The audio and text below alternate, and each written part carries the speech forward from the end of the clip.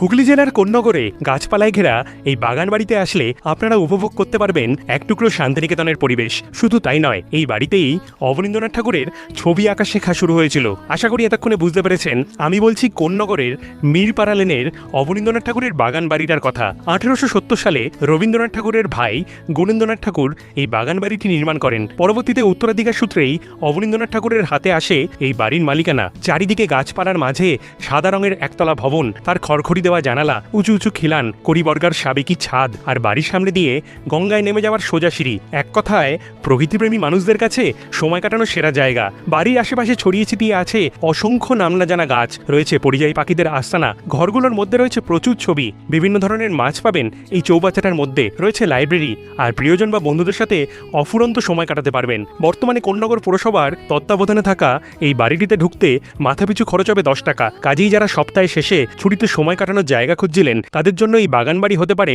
Best destination. সবশেষে ভিডিওটি save ও share করে বন্ধুদেরকে কমেন্ট সেকশনে ট্যাগ করতে ভুলবেন না।